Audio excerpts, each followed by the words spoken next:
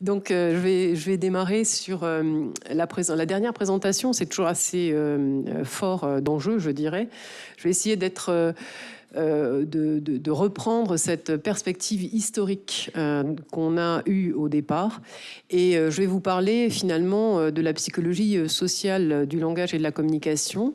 Alors certes, avec des travaux qui ont été ancrés avec une psychologie sociale française, mais qui peu à peu vise ce fameux international dont nous parlions en début de matinée.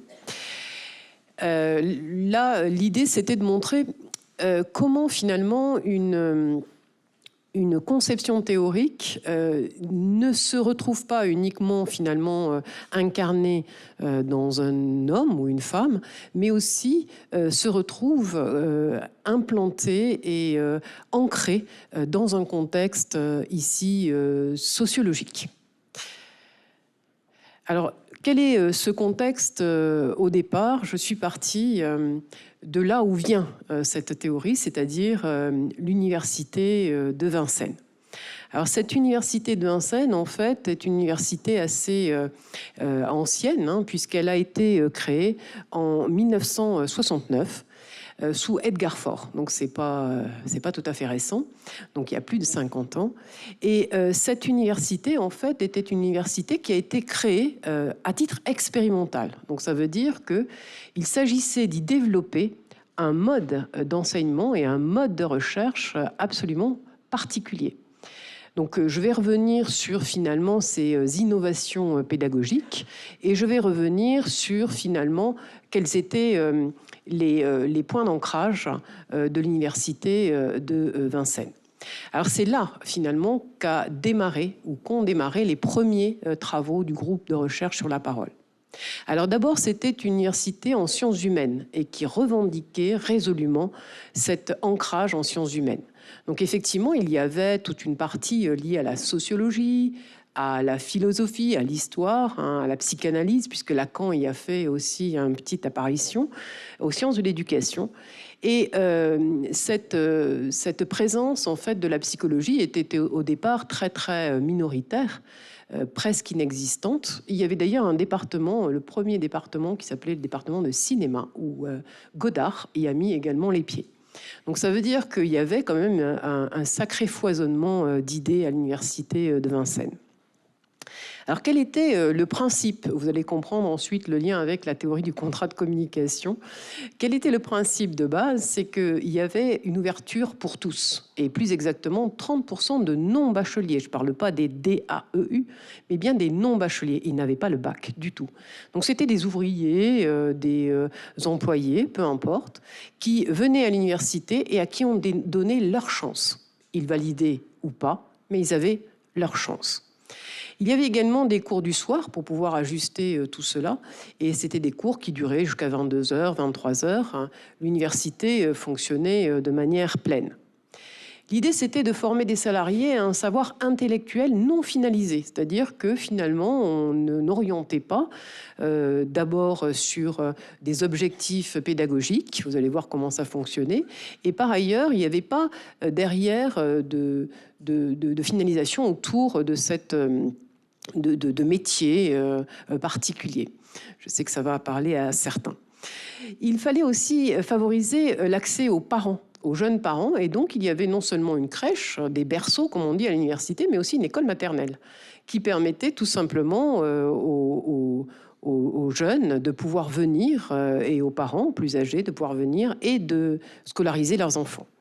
Une autre chose que moi j'ai découverte à l'université, c'était le tutoiement obligatoire. Et c'était normatif, c'est-à-dire qu'il n'était pas question de passer au vouvoiement. Un tutoiement obligatoire du début de la hiérarchie jusqu'à la fin de la hiérarchie. Donc le président était tutoyé au même titre que les professeurs ou les étudiants. Et il y avait aussi une rupture avec le monde académique. Alors pourquoi cette rupture avec le monde académique? Il y avait en fait une rupture avec ce qu'ils appelaient, ce qui était appelé dans le cru, le système sorbonnard, c'est-à-dire le système de la Sorbonne, avec un corsetage au niveau des enseignements. Et puis, pas d'objectif professionnel définitif, et vous allez voir comment ça se traduisait au niveau pédagogique, et une pluridisciplinarité. Donc voilà le contexte, je dirais, au niveau institutionnel. Maintenant, au niveau pédagogique. Eh bien, au niveau pédagogique, en fait, il y avait promotion d'un système alternatif d'enseignement non progressif et non hiérarchique. Alors ça veut dire qu'il y avait d'abord un décloisonnement total des enseignements, du DUG à la maîtrise en passant par la licence. Eh bien, tous les cours étaient les enseignants, enfin les étudiants étaient mélangés. C'était donc d'abord, pour que je reprenne dans le sens de mon PowerPoint, des petites salles, très peu d'amphis, et ce qu'on appelait les cours intégrés. Donc un cours intégré, ça veut dire qu'il n'y a ni CM ni TD, et plus exactement, il y a un mix entre les deux, où l'enseignant part d'un cours magistral très rapide, revient à des exercices et repart sur le cours magistral, donc avec une allée-venue régulière. Par ailleurs, une pluridisciplinarité, c'est-à-dire qu'en fait, l'étudiant construisait son parcours avec des unités de valeur. Unité de valeur, ça voulait dire qu'il accumulait, comme aujourd'hui on dirait les ECTS, mais dans plusieurs parcours, pas un seul, des dizaines de parcours. Donc il allait en socio, en philo, en histoire, en économie, etc. Tout cela était fait en même temps. Et par ailleurs, dans les cours se déroulaient sans plan, sans PowerPoint bien sûr, encore moins. Sans plan. Donc sans plan, ça voulait dire qu'il fallait arriver en cours pour un enseignant. Moi, je me souviens de mes premières années de cours, c'était un petit peu compliqué parce que c'était la perte du contrôle, sans plan. Et donc, les étudiants posaient des questions, proposaient des thématiques et il fallait s'ajuster pour le coup d'après. Donc ça, c'était quand même une agilité, on dirait aujourd'hui, qui était quand même pas si facile.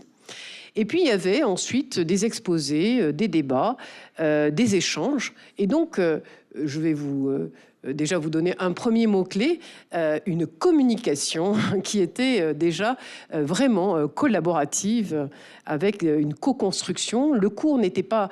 la science n'était pas chez l'enseignant, mais chez les deux, enseignants et étudiants. Et là, c'est là qu'on commence à comprendre un petit peu mieux les choses. Deuxièmement, la prise de parole était favorisée, bien évidemment, puisque les cours qui étaient donnés là-bas eh bien, étaient, je dirais, très décloisonnés. Et donc, les étudiants prenaient très, très librement la parole, voire détruisaient, on disait, un cours d'un enseignant en quelques pas, parce qu'ils disaient ce qu'ils avaient à dire. Pas d'examen, uniquement du contrôle continu. Ensuite, les figures, on va dire, les personnes sources d'influence étaient nombreuses. Michel Foucault enseignait à Vincennes, Gilles Deleuze, bien sûr, Henri Weber, aussi Robert Castel, qui était présent et avec lequel j'ai suivi des cours, d'ailleurs, Chomsky, voilà. Donc des personnes très, très connues, très reconnues aujourd'hui. Et la psychologie dans tout ça. Alors, la psychologie, elle était toute petite, naissante. Alors, il y avait des enseignements de deux sortes, et vous comprendrez bien pourquoi. Des enseignements sur, on va dire, l'acquisition et l'apprentissage. Donc ça, c'était plutôt du domaine de la psychologie cognitive et psychologie développementale. Le développement intellectuel, bien sûr, affectif, les processus cognitifs.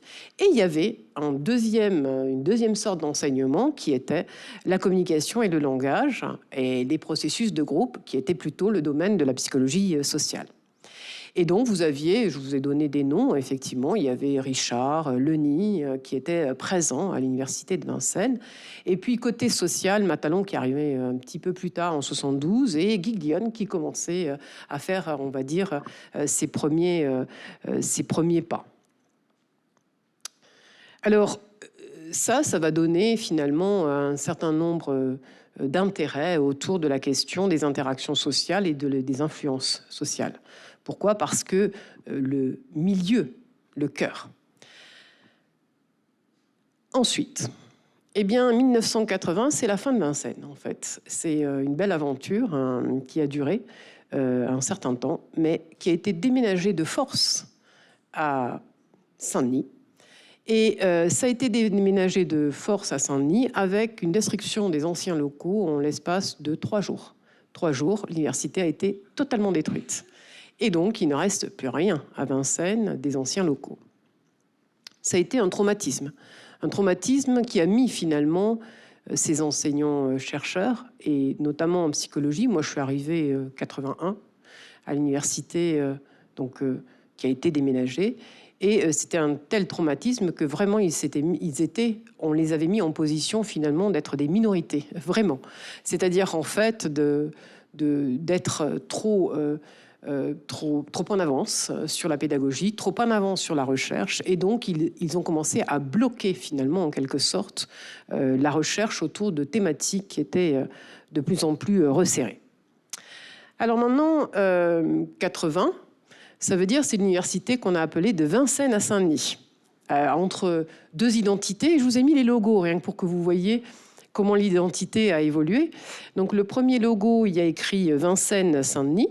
Le deuxième, c'est un petit peu plus petit. Et le troisième, ça n'y est plus. Ça veut dire qu'en fait, c'est devenu Paris 8 tout court. Paris 8 tout court, dans lequel, finalement, cette gifle qui avait été reçue, eh bien, elle a finalement alimenté quelque chose. Alors, on va dire que la naissance du GRP, véritablement, groupe de recherche sur la parole, c'est 1981. Alors, 1981, avec, je dirais, d'une part, une mise en position de rupture et d'autre part, un engagement. Alors, mise en position de rupture avec, finalement, ce fameux, comme je vous disais, cet enseignement et ces théories dominantes contre lesquelles le GRP va lutter et mener quelque chose un bateau un peu à part. Et en même temps, un engagement autour de ces questions, alors là, pour le coup, idéologiques, en termes de ce que c'est que le savoir, la connaissance, et aussi les interactions qui peuvent nourrir ce savoir et cette connaissance. Alors, qu'y avait-il au GRP ? Alors, je vous ai mis quelques noms importants, puisque c'était les premiers. C'est effectivement Rodolphe Guiguillon qui a, au départ, finalement, appelé des personnes et créé ce groupe qui n'existait de nulle part, avec Marcel Bromberg, qui a été toujours son fidèle, je dirais, ami et collaborateur. Également Jacques-Marie Jacobi, qui était également un fidèle collaborateur. Évidemment, Alexandre Dornin, on en parlait, Claude-Jean Vallot, Gabriel Argentin, et puis la seule, Anne-Marie Bouvron dans un premier temps. Et chacun était spécialisé dans un domaine. Donc, je vous redirai, Marcel Bromberg, c'était plutôt la question de la persuasion. Il y avait Mara Jacobi sur le paraverbal, Anne-Marie Bouvron sur le spatial, Gabriel Argentin sur le non-verbal, Alexandre Dornin sur l'ancrage politique, et je pense que j'en ai pas oublié. Ensuite, deuxième vague, eh bien, Alain Blanchet, Alain Trognon, Claude Chabrol aussi, qui est venu au GRP, Henri Pechler, Béatrice Beaufils. Puis, bon voilà, moi je fais partie plutôt de la troisième génération, c'est-à-dire une doctorante de Guiguillon. Alors les points de rupture, maintenant, ils sont doubles en fait. Il y a deux points de rupture au GRP par rapport à... on va dire, les champs théoriques. Alors le premier, c'est tout le champ du changement d'attitude et de la persuasion, avec les travaux que l'on dit EMR, avec émetteur, message, récepteur, alors qui étaient des travaux anglo-saxons et contre lesquels, finalement, le GRP s'est beaucoup opposé. Alors opposé, pourquoi ? Parce qu'en fait, cela voulait dire qu'il y avait donc un 3 temps, un 3 temps avec un émetteur qu'on caractérisait en termes effectivement de crédibilité, de compétences, d'attractivité, etc. Un message qu'on manipulait et un récepteur dont on mesurait finalement l'état mental. Et là, l'idée, c'était que, en fait, il s'agissait de renverser le paradigme et de montrer que le récepteur n'est pas passif, bien sûr, et qu'il est non seulement pas passif, mais en plus émetteur, en même temps qu'il reçoit son message. Et donc, d'ailleurs, Bromberg a fait une très jolie étude expérimentale pour montrer que, en situation de réception, finalement, il y a un travail cognitif élaboratif qui fait que si le récepteur pense à un moment donné être en interaction avec l'émetteur, et donc finalement devoir défendre son attitude, il va avoir une position de repli au moment où il écoute le message. C'est-à-dire, en fait, déjà, il va anticiper une interaction future qui va l'amener déjà à, en amont, changer son positionnement sur une échelle d'attitude. Il ne change pas son attitude réellement, mais uniquement la position sur l'échelle, par anticipation. Ça a commencé à faire réfléchir, et le groupe de recherche à parole s'est dit, mais finalement, comment ça se passe cette affaire-là? On peut positionner sur une échelle, mais finalement avoir une autre organisation cognitive, et ils vont s'intéresser à la structure du discours qui serait finalement un indicateur de la position, en quelque sorte, attitudinale. Alors évidemment, toutes les théories qui ont été produites à propos de la question du changement d'attitude, de la persuasion, que ce soit l'appel à la peur ou la théorie de l'inoculation, etc., trouvaient finalement un écho et amenaient à réfléchir de plus en plus à ce qui se passait dans la tête de ce récepteur qui finalement changeait sans changer, et comment on pouvait appréhender cela. Alors, le deuxième point de rupture, un petit peu plus inhabituel en psychologie sociale, c'est tout ce qui est la linguistique et la communication. Alors, pourquoi? Parce que ça va s'opposer effectivement à la linguistique qu'on va appeler structurale, Saussure, Chomsky, avec une langue qui serait en fait produite dans un collectif et non pas par un individu, qui ne serait jamais parfaite dans les individus, mais uniquement dans le dictionnaire, c'est ce que dit Saussure au départ. Une linguistique fonctionnaliste qui réduit le langage à un certain nombre de fonctions, et toujours avec un schéma émetteur, message, récepteur qu'on retrouve dans les fonctions linguistiques de Jacobson.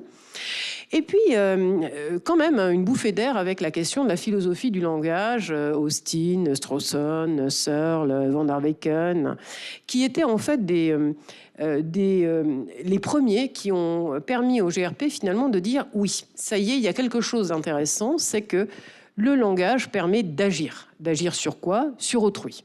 Et ça a été la première idée qui a commencé à se développer, à savoir le fait que le langage, c'est pas simplement une information que je donne, mais une information qui a une visée persuasive. Donc je vais agir sur autrui. Donc il s'agissait de travailler sur les actes de langage.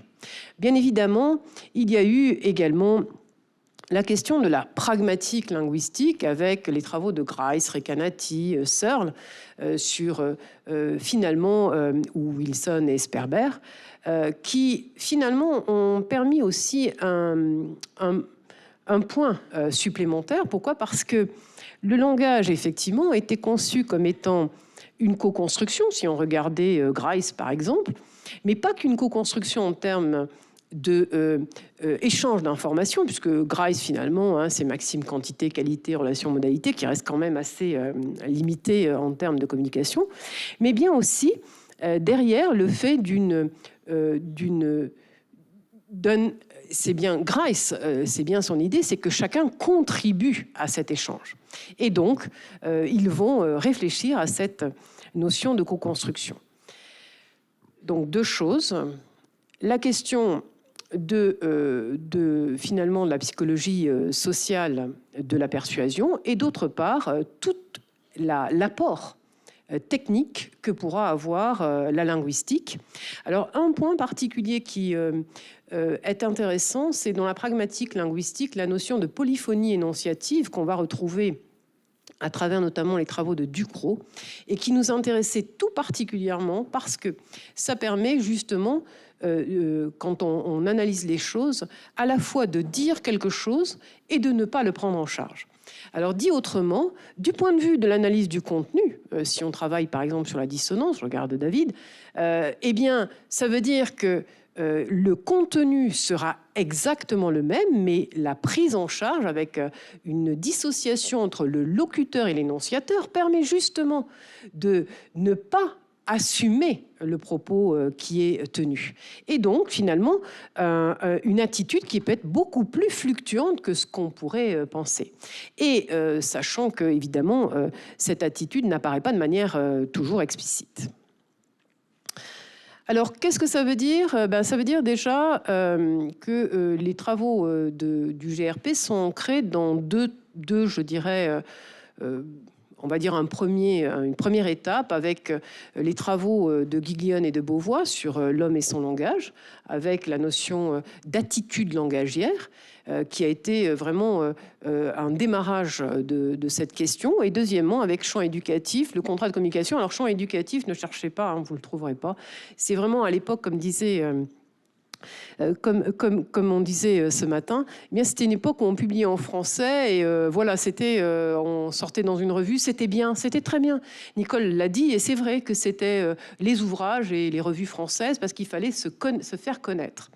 Donc cette revue est assez ancienne et en tout cas, c'est là que sont esquissées les prémices du contrat de communication. Alors, qu'est-ce que ça veut dire? Eh bien, c'est tout d'abord, le langage est un objet d'attitude et non un simple canal. Donc ça, c'est pas rien de dire comme ça.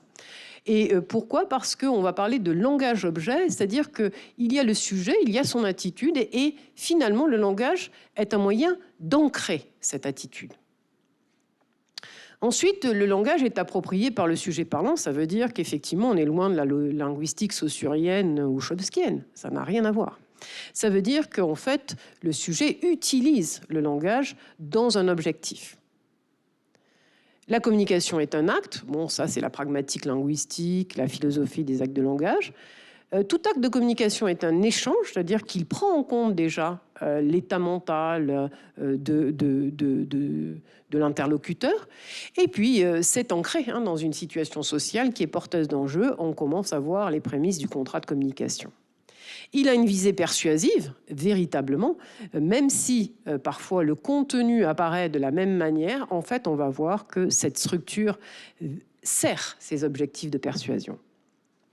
Et ensuite, eh bien, on va travailler pas que sur du contenu, on va travailler sur les systèmes de signes qui vont être d'ailleurs étudiés de manière, je dirais, complémentaire. En quoi le non-verbal va venir appuyer le verbal, le paraverbal va pouvoir compléter ou apporter des informations, on va dire, discordantes par rapport au verbal. Donc le verbal, c'est ce que dit la personne. Le paraverbal, c'est les intonations. Le non-verbal, c'est la gestuelle. Hein, et puis le spatial, c'est la manière d'occuper l'espace. Donc on voit qu'on a quand même une vision qui est complète.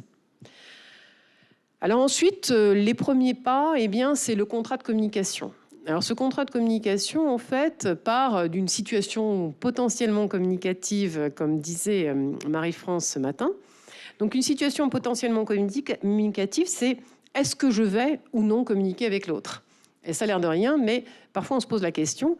Et parfois on impose un contrat de communication, en tout cas on passe de la situation potentiellement communicative au contrat de communication, mais parce qu'on a finalement pris en compte une balance entre le risque que l'on court de s'engager avec l'autre comparativement à celui de rester sans engager cette communication. Alors, qu'est-ce qui se passe dans ce contrat de communication? D'abord, ça va donner un cadre et un objet à cette interaction. Elle va être plus ou moins formalisée.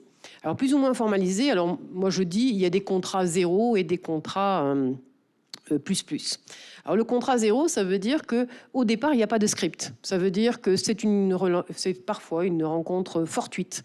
C'est une situation de communication, on ne se connaît pas et on n'a pas encore élaboré de contrat de communication. Et il n'y a pas de normes sociales derrière qui pourraient permettre de nous aider. Et puis, il y a des contrats avec, je dirais, déjà un script établi. Et donc là, il s'agit plutôt d'ajuster finalement le contrat plutôt que de l'élaborer. Alors on va l'ajuster si c'est par exemple dans les contrats de communication déjà bien établis, on parlait de religion tout à l'heure, eh bien un office religieux, ça va, les réponses, les questions sont faites à l'avance, on ne découvre pas grand-chose. Mais par contre, dans une situation où, je ne sais pas, vous êtes patron d'une grande entreprise et vous rencontrez un de vos employés sur la plage nudiste, c'est pas tout à fait gagné encore en termes de contrat de communication, il va falloir l'inventer assez rapidement. Ensuite, les objectifs et les enjeux, ils peuvent être explicites et implicites. Alors, dans la théorie du contrat de communication, on parle d'enjeux, on ne parle pas d'objectifs. Mais il faut en parler. Pourquoi ? Parce que toute communication, elle est orientée par rapport à un but. Et les enjeux, eh bien, ça sera finalement quelle importance revêt cette situation. Et il faut qu'il y ait des enjeux suffisants pour que je m'engage. Je ne m'engagerai pas s'il n'y a pas d'enjeu derrière. Et donc, ça va être la balance entre bénéfices et risques. Il y a le rôle et la place des interlocuteurs. Ça, c'est quelque chose qui va être vraiment important. Pourquoi ? Parce que dans le contrat de communication, il va s'agir de positionner sa place, c'est-à-dire son statut. Et on parlait d'asymétrie, par exemple, entre un conseiller en évolution professionnelle et un demandeur d'emploi, eh bien ça se négocie. C'est-à-dire que vous avez parfois des interlocuteurs qui essaient de changer le contrat de communication, changer finalement ce contrat pour rétablir une symétrie là où il y avait asymétrie. Il y a aussi, bien évidemment, la question des principes et des règles qui vont dérouler ce contrat de communication avec un principe de contractualisation. En gros, eh bien, on parle de ce contrat de communication, on l'établit, on le met en place. Alors, on le met en place, ça veut dire qu'en fait, c'est assez étonnant de ce contrat de communication, c'est de dire que dès le départ, avant même de parler de contenu, on négocie le contrat de communication. C'est avant même que de dire quelque chose, on va déjà voir comment on le dit. Qu'est-ce qu'on a le droit de dire ? Et ça, c'est très important parce que justement, les statuts, c'est qu'est-ce que j'ai le droit de dire et qu'est-ce que je n'ai pas le droit de dire compte tenu de ma place et de mon statut. Ensuite, il y a les règles de pertinence. Alors, on les retrouve dans Grice notamment, hein, pas que, ou Sperber et Wilson. C'est-à-dire qu'a priori, on part du point de vue que ce que dit l'autre est pertinent. Alors évidemment, ça nous amène à faire des inférences et parfois des fausses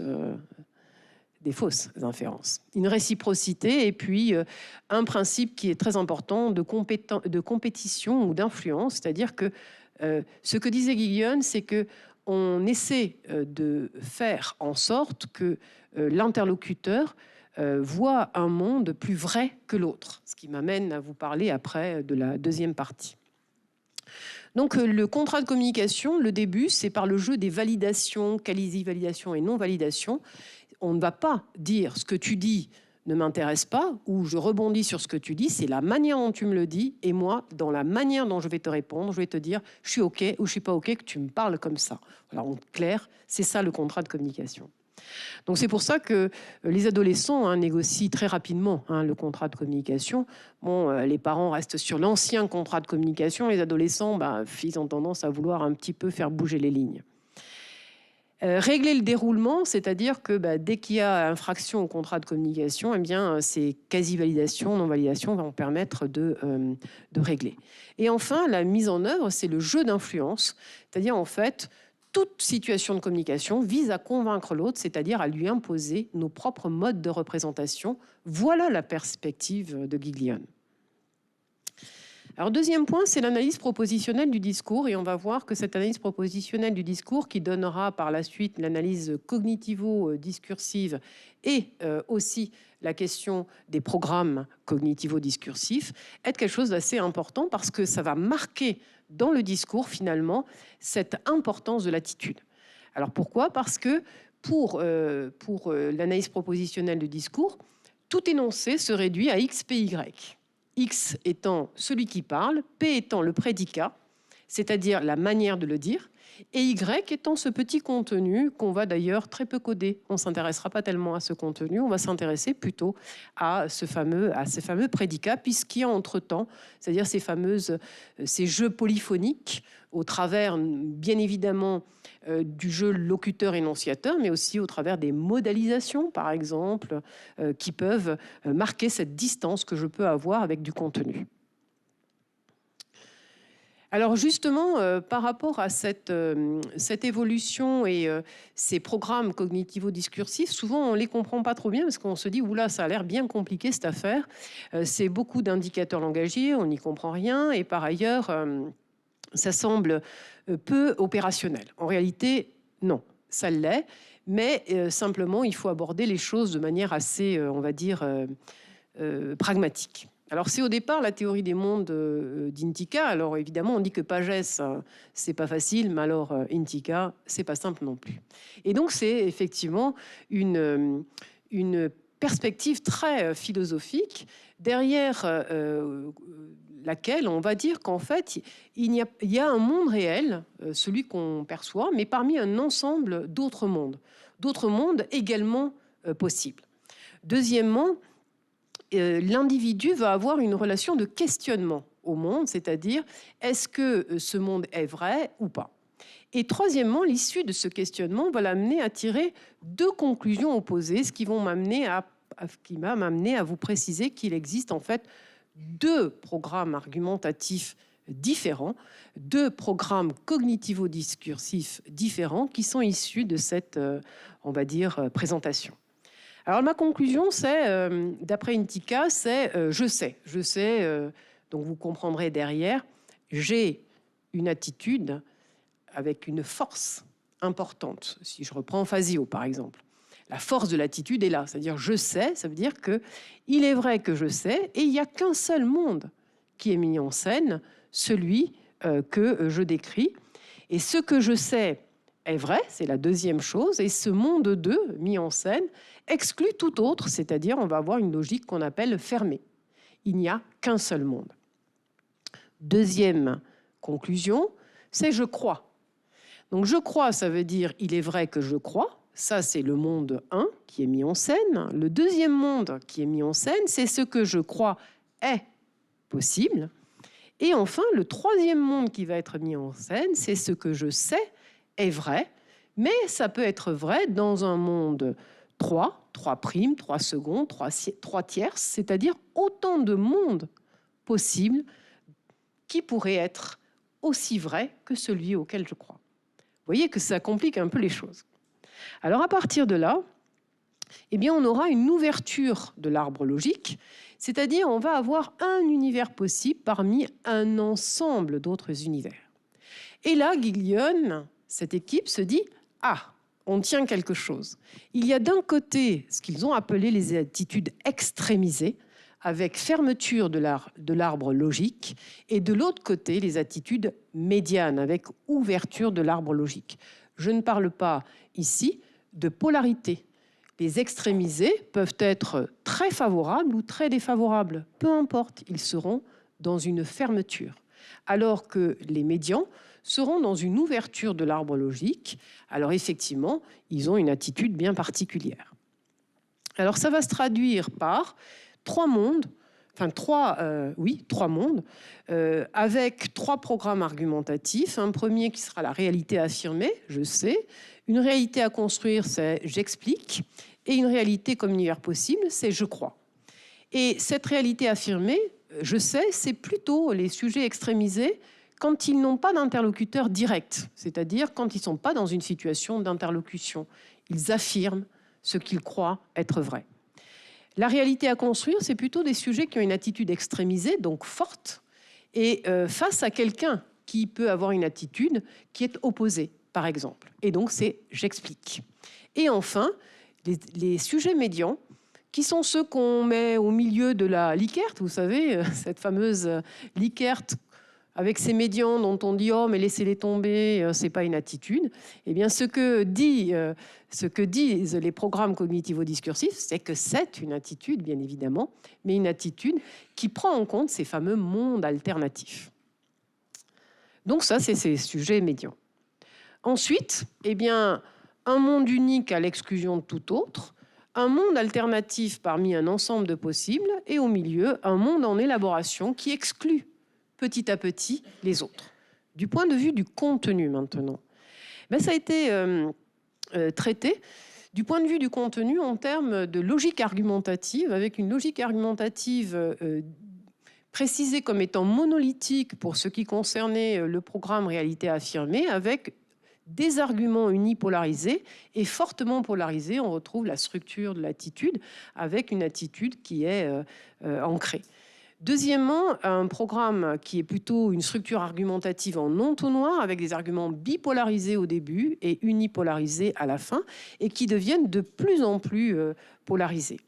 Et enfin, un programme 3 avec une structure argumentative par bloc, avec argument positif, argument négatif, argument positif, argument négatif, donc cette alternance et ces fameux mondes alternatifs. Alors maintenant, comment ça fonctionne du point de vue des indicateurs langagiers? Eh bien, finalement, chacun des indicateurs langagiers va permettre d'ancrer finalement les choses. Alors on va avoir d'une part les déterminants, c'est-à-dire les articles, les adjectifs démonstratifs qui sont tout cela des déterminants, donc le, un. Donc je reprends exactement le et un parce que on utilisera plutôt du déterminant défini pour un monde à affirmer et du déterminant indéfini pour un monde comme une réalité possible, des verbes. Donc faire, dire et être, factif, statif, déclaratif, enfin déclaratif, statif. Donc avec des actions ou des déclarations ou plutôt des états. Ça renvoie à l'ancrage effectivement de la référence et donc la construction de ce fameux tissu discursif. Et la référence qu'on prenait ici, c'est l'objet. Et moi, je dirais même mieux, c'est l'objet de représentation. Ensuite, il y a un deuxième niveau qui est la construction du monde où s'inscrit la référence avec, finalement, ce monde, est-ce qu'il est réel ou pas? Et donc, on va travailler sur le mode et les modalisations. Le mode indicatif versus conditionnel et les modalisations avec des modalisations qui peuvent être, je dirais, de l'ordre du doute ou au contraire de la certitude. Et enfin, donc je remonte, et la relation au monde construit, et là on est dans l'attitude. Pourquoi? Parce qu'on va être dans les modalisateurs verbaux, je crois, je pense, j'imagine, et ce qu'on appelle les joncteurs ou les connecteurs, qui vont permettre justement d'établir cette relation entre moi et le monde que je construis. Donc, position de la référence et mise en situation, et jeu d'énonciation avec une prise en charge du discours. Et c'est là qu'on va retrouver la fameuse polyphonie énonciative à certains endroits. Alors voilà comment se construisent ces mondes avec, on va dire, une réalité affirmée sur le savoir, la nécessité pour les modalités, des joncteurs et des connecteurs d'addition. On va avoir un monde indicatif et des modalisations affirmatives pour le monde à affirmer. On va avoir des déterminants définis, des verbes statifs et factifs, et un discours monolithique du point de vue du contenu cette fois-ci, pas la structure, le contenu. Ensuite, pour la réalité à construire. Donc ça, ce sont des indicateurs qui sont faciles à mesurer. Ce sont des verbes, des adjectifs, etc. Il n'y a pas d'état d'âme à avoir pour coder en verbe, adjectif, en déterminant défini ou indéfini. C'est pas compliqué à faire. Par rapport à une analyse de contenu, ce que je veux dire, une analyse de contenu, parfois on se pose des questions sur le sens. Mais là, il n'y a pas de questions sur le sens. Il y a juste des indicateurs et on compte. Pour la réalité à construire, c'est plutôt basé sur le savoir et la nécessité. Alors on retrouve cette logique argumentative en entonnoir avec des connecteurs de causes, de concessions et de conditions. Donc c'est le raisonnement syllogistique, si vous voulez, quasiment. Puis on va avoir du mode indicatif pour ancrer avec un peu de conditionnel puisqu'on est entre deux, puisqu'on est presque dans la réalité comme univers possible, avec des modalisations intensives et médianes, un mélange des deux, et avec de l'intensif au fur et à mesure qu'on avance dans le discours, des déterminants définis et indéfinis, puis des verbes qui sont plutôt de l'ordre de l'état, de l'action et de la déclaration. C'est je dirais, le programme argumentatif le plus mixte, celui-là. Et du discours en entonnoir. Enfin, pour réalité comme univers possible, on va se retrouver dans une relation au monde, bien évidemment, beaucoup plus distanciée, puisqu'on va avoir plutôt des verbes déclaratifs, je pense, je crois, à mon avis, qui donnent de la distance par rapport au contenu, comparativement à des verbes plutôt de statifs, je sais. Donc voilà, je vous ai redonné un certain nombre d'éléments sur cette organisation-là. Donc on est tout sauf du contenu. C'est ça qu'il faut comprendre. Et le contenu, eh bien, on s'en occupe, mais dans un deuxième temps. Ce qui est intéressant ici, c'est la structure du discours. Alors, les développements depuis 2001. Donc 2001 a été une année charnière puisque le GRP n'était plus GRP. C'était plus le groupe de recherche sur la parole, c'est devenu le laboratoire de psychologie sociale. Ah. Donc il a perdu, je dirais, son cœur de métier. Alors, il a perdu son cœur de métier, il a gagné d'autres choses, mais en tout cas, il a perdu ce cœur de métier qui était labellisé derrière parole, langage, communication. Alors, les travaux ne sont pas morts, bien sûr que non. Alors, on essaie de les faire vivre les uns après les autres. Donc, il y a eu 4 colloques qui ont été réalisés sur le langage et la communication. Donc, en 2001, en hommage à Giglione, à l'Université de Paris 8, puisque c'était peu après son décès. En 2007, à l'université ici de Dijon. En 2009, à Tarbes. Et puis en 2019, à l'Université de Lorraine, à l'initiative de Marie-France Agnoletti. Et puis, voilà, en 2024, normalement, ça revient à Dijon et on pourra à nouveau reparler de langage et de communication. Il y a eu 3 ouvrages qui ont été édités et qui ont relié nombre d'auteurs. Et finalement, aujourd'hui, eh bien, on parle de communication et de langage. Alors certes, de manière assez différente, vous allez le voir, avec des développements très différents, mais on en parle. Où ça? À Rouen, à Caen, à Nantes, à Tarbes. Alors Tarbes, pas Toulouse, parce que évidemment, c'est les collègues qui sont là-bas. À Lyon également, à Dijon et à Nancy. Alors, les développements maintenant. Alors, il y a eu des développements autour du contenu, autour de ce qu'on peut appeler les référents noyaux, avec la question des traits sémantiques. Alors, c'est vrai on oppose souvent les traits sémantiques portés par les mots, donc avec une approche très linguistique, comme Potier par exemple, où on va dire qu'un mot a plusieurs sens, et donc on oppose les traits sémantiques à la valeur sociale, ce qui est la connotation positive ou négative. Là, les traits sémantiques, ça veut dire que en fait, c'est toujours la même idée, c'est qu'en France, d'ailleurs, dans le français, on est assez habitué à ça, d'avoir des dizaines de mots pour supposément parler de la même chose. Mais s'il y a plusieurs mots, c'est que chaque mot va accentuer un aspect de l'objet. Et c'est pas pour rien qu'il est là. Donc, quand on regroupe des mots, quand on fait des analyses thématiques, on perd cette petite sensibilité.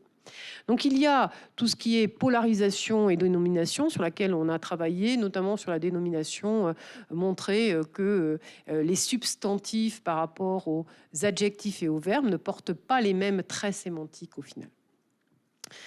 Il y a eu également des développements autour de la question de l'attribution causale, hein, avec la question de l'internalité, externalité, et notamment avec la question de la focalisation. Ça, c'est une mesure indirecte, puisque l'idée est assez simple, hein, sur la focalisation. C'est dans une tâche dans laquelle un individu doit justifier un comportement d'autrui ou de soi, eh bien, sans regarder le contenu, on va regarder le nombre de fois où il mentionne la cible. Et donc, c'est une attribution causale interne à partir du moment où il la mentionne fréquemment. Et donc, on va avoir une comparaison. Et puis, il y a la position actentielle dont on a parlé ce matin. Donc, facile aussi à coder, hein, en position de sujet ou de complément dans une phrase. Et la position actentielle nous a donné 2 choses, les travaux de Cassel-Lacassagne, au travers de la notion de partition sociale, et notamment la question de la saillance, et donc la mise en position d'actant donne un rôle prépondérant à la cible. Alors ça, c'est important parce que quand il s'agit d'attribution causale, vous connaissez les paradigmes, action positive versus action négative, eh bien mettre la cible en position d'actant plutôt que d'acté met la culpabilité, en tout cas sur lui, en tout cas la causalité. Et puis la contrôlabilité, parce que être actant, en position d'actant, c'est contrôler l'action qui a été réalisée par le verbe. C'est de la grammaire toute simple, le sujet réalise une action qui est marquée par le verbe, et on y a travaillé également avec Daniel Gilbert. D'autres développements ont été réalisés autour des connecteurs avec les structures de discours, et notamment la question des opérateurs langagiers. Donc il y a effectivement Landré et Frimel qui ont travaillé là-dessus, et également j'ai pu développer avec des collègues la notion, je dirais, d'opérateur langagier en relation avec la notion de schème cognitif de base développée dans les représentations sociales. Également, des travaux sur la question des validations, validation, non-validation et quasi-validation, avec la négociation du contrat de communication avec Gauduchot et Marcosia par exemple. Également des développements autour des verbes. Alors c'est la grosse, on a eu énormément de travaux là-dessus, sur les LIB, hein, les biais linguistiques intergroupes. Ou alors des travaux qui portaient plutôt sur les traits sémantiques avec le dynamisme, puisqu'un factif porte le trait dynamique que ne porte pas le statif, par exemple. L'agenticité également, c'est-à-dire on en parlait, c'est-à-dire à partir du moment où on a un verbe factif, ça met l'individu en position d'acteur. Les actes de langage et la logique interlocutoire, donc on trouve les travaux évidemment de Trognon. Les actes de langage et le contrat de communication avec Isabelle Henry-Louis, dont on a parlé ce matin, et puis parfois du style discursif, puisque par exemple Nikos a travaillé sur ces aspects-là avec sa collègue Mercier. Et puis il y a également des travaux sur l'ensemble des programmes argumentatifs avec finalement, par exemple, dans le discours publicitaire ou dans d'autres travaux sur, eh bien, parlons de ce matin, l'accompagnement des demandeurs d'emploi. Donc tout cela fait que finalement, les recherches sur les indicateurs langagiers ne sont pas du tout à l'arrêt, c'est simplement qu'il peut également être proposé des ouvertures et à réfléchir. Alors j'allais dire qu'en 80, le GRP a posé de nouvelles bases pour l'étude du langage, et ce n'était pas qu'une étude du langage à la française, mais bien qui s'ancrait dans des travaux, on va dire, pour dire les choses, anglo-saxons, bien qu'ils étaient essentiellement en anglais. Il y a eu également un modèle théorique, mais également un outil de mesure qui a été proposé avec des indicateurs qui sont objectifs, mesurables, quantifiables, où il est possible de travailler d'un point de vue très quantitatif. Il y a également eu de nouvelles techniques comme TROP, on en parlait tout à l'heure, qui est un outil. Alors TROP a perdu beaucoup parce qu'il n'y avait pas le mode d'emploi. Alors forcément, pour quelqu'un qui ne connaît pas, c'est sûr que de voir apparaître comme ça, c'est compliqué. On voit apparaître une série d'indicateurs et on vous dit le discours est argumentatif, polémique, on ne comprend pas grand-chose si on n'a pas le mode d'emploi. Iramutek, maintenant, qui commence à venir faire la jonction entre ces deux abords. Donc en tout ça, il y a un beau challenge autour, je dirais, de tout ce qui est la question des attitudes et des représentations, et j'espère que, eh bien, on pourra y contribuer et en tout cas bien réfléchir sur ces questions-là dans les temps. Okay.